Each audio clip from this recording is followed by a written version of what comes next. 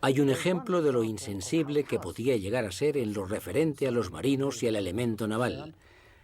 Estando en Boulogne el 20 de julio de 1804, ordenó una revista de barcos y tropas ante él, en la costa, sin tener en consideración el vendaval existente ni las advertencias en contra de los almirantes presentes, a uno de los cuales, el almirante Puy, despidió en el acto por criticarle.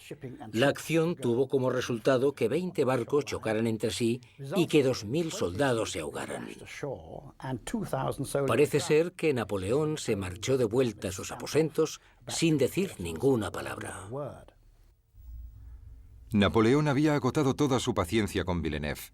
Convencido de que la negativa del almirante de abandonar Cádiz estaba causada por su cobardía, el 16 de septiembre el emperador le ordenó zarpar hacia Nápoles, exigiéndole que cuando encuentre al enemigo en inferioridad de condiciones, ataque sin dudarlo y consiga un resultado positivo. Pero el 16 de septiembre al anochecer, la flota francesa aún no había zarpado para encontrarse con adversario alguno, fuese inferior o no. Al día siguiente, Napoleón, enterado de todo y por ello todavía más furioso con Villeneuve, decidió reemplazarlo por el vicealmirante Rosilly, que fue inmediatamente enviado a Cádiz para comandar la flota.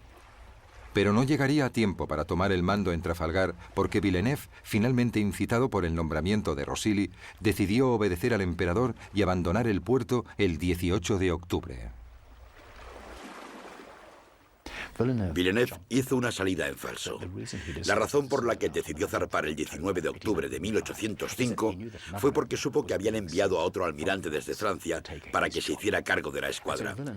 Así que Villeneuve decidió que antes de que ese nuevo almirante llegara, iba a vencer a los británicos. Lo que se proponía hacer era encontrarse con la escuadra de bloqueo británica, que él imaginaba sería más bien pequeña, vencerla en combate y entonces zarpar hacia el Mediterráneo. Así podría apuntarse un buen tanto ante Napoleón Bonaparte. Quedaban apenas unas horas para la batalla de Trafalgar.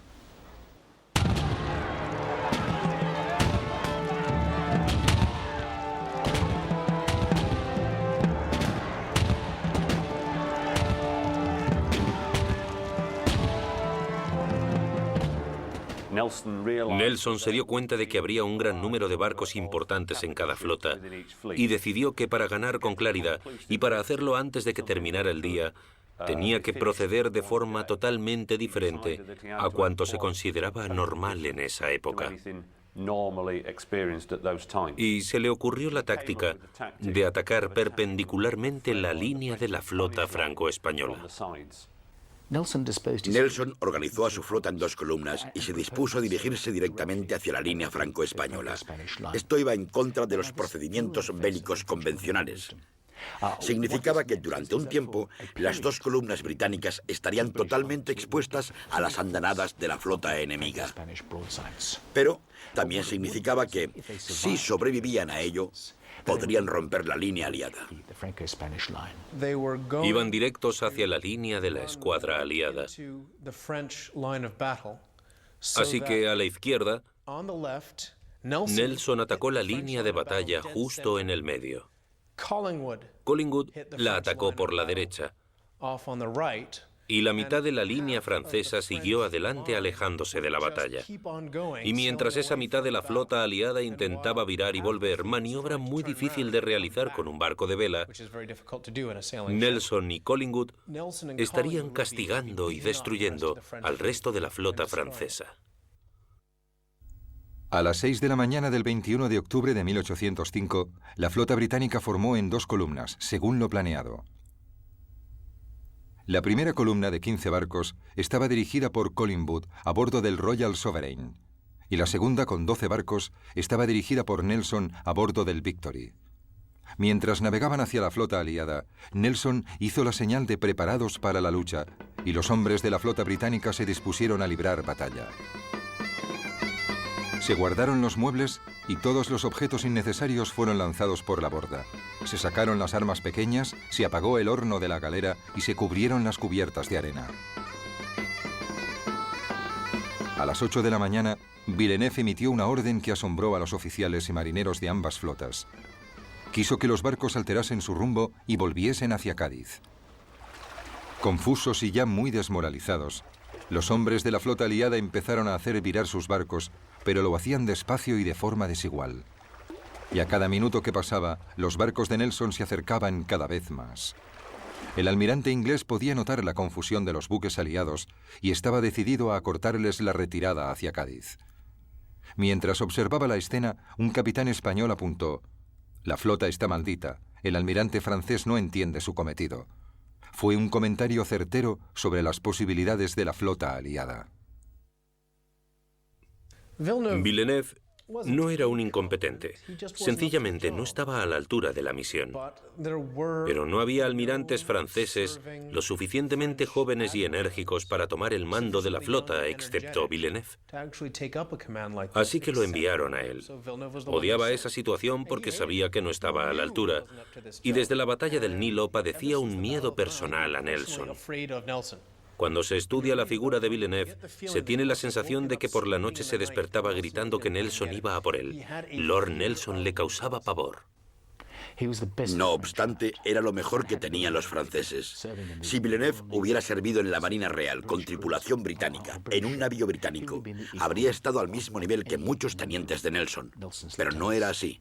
Servía en la Marina francesa y tenía que realizar su misión lo mejor posible con los materiales de que disponía.